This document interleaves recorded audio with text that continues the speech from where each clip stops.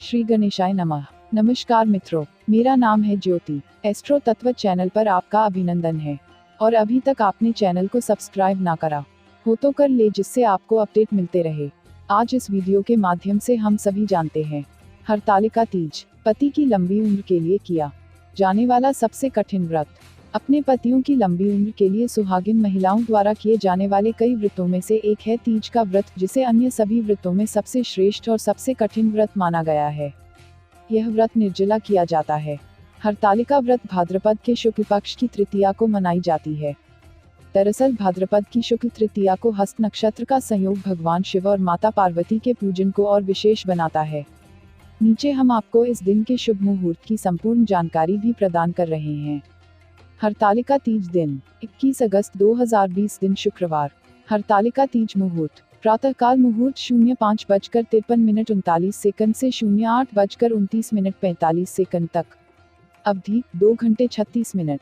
प्रदोष काल मुहूर्त 18:54 से 21:06 तक। अब बात करते हैं इस व्रत की पूजन विधि और उन नियमों के बारे में जो इस व्रत को अन्य सभी व्रतों की तुलना में अधिक कठिन और फलदायी बनाते हैं। हरतालिका व्रत पूजन विधि। पतियों की लंबी उम्र और मनचाहे वर की चाह में किया जाने वाले इस तीज व्रत की पूजा प्रदोष मुहूर्त में की जाती है। प्रदोषकाल अर्थात दिन का वो समय जब दिन और रात मिलते हैं। इस व्रत में माता पार्वती और भगवान शिव की पूजा का विधान बताया गया है। इस पूजा में महिलाएं रेत, बालू और मिट्टी से माता पार्वती की और भगवान शिव की प्रतिमा बनाती हैं। फिर पूजा वाली जगह पर केले के पत्ते को रखकर उस पर भगवान शिव, माता पार्वती और भगवान गणेश की मूर्ति को रखा जाता है। उन्हें फूल और सुगंध आदि अर्पित किया जाता है। इसके बाद षोडशोपचार पूजन विधि से माता पार्वती और भगवान शिव और गणेश जी की पूजा की जाती है। इस पूजा में महिलाएं सुहाग का एक पिटारा, जिसमें समस्त सुहाग की चीजें मौजूद हों, माता को चढ़ाती हैं और भगवान शिव को धोती चढ़ाई जाती है।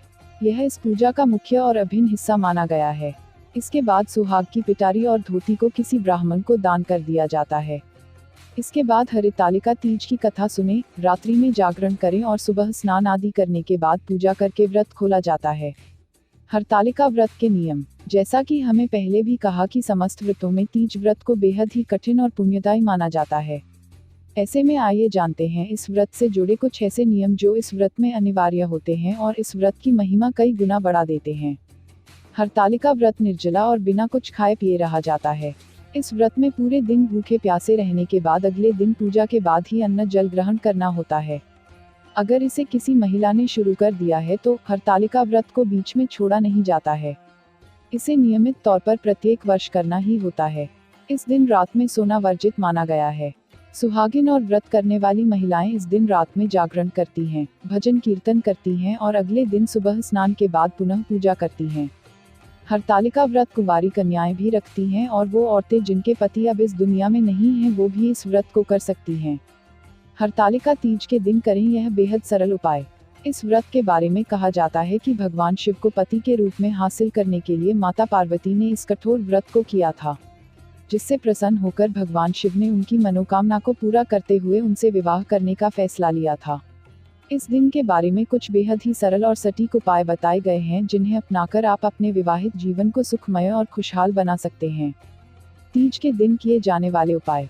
इस दिन जो महिलाएं या लड़कियां व्रत रखती हैं, उन्हें शाम के समय 16 श्रृंगार करके भगवान शिव को जल और माता पार्वती को लाल चुनरी चढ़ाने की सलाह दी जाती है। ऐसा करने से विवाहित जीवन में खुशियां आती हैं। मंदिर नहीं जा सकती तो घर पर ही इस उपाय को कर लें। हरतालिका तीज की पूजा में खीर का भोग अवश्य लगाएं। इस खीर को भगवान को चढ़ाएं और अपने पति को भी खिलाएं। अगले दिन उपवास खोलने पर आप भी इस खीर को ग्रहण करें। ऐसा करने से वैवाहिक जीवन में खुशहाली और बरकत आती है। पूजा के बाद 5 बुजुर्ग सुहागिन महिलाओं को साड़ी और बिछिया दान दें। फिर अपने पति के पांव छूकर आशीर्वाद लें। इससे जीवन में खुशियां आती हैं और कलेश दूर होता है। शुभ मुहूर्त में यदि इस दिन अपने पति से मांग भरवाई जाए तो इससे भी जीवन में खुशहाली आती है। आशा करते हैं आज आपको कुछ नया जानने का अवसर मिला होगा। तो मित्रों, हमारे चैनल एस्ट्रो तत्व में दी गई ये जानकारी आपको कैसी लगी, हमें कमेंट कर बताएं। चैनल को लाइक, शेयर और सब्सक्राइब करें और हाँ, घंटी वाले आइकॉन को भी दबाएं। और चलते चलते खुश रहें, मस्त रहें, आबाद रहें, स्वस्थ रहें। धन्यवाद मित्रों।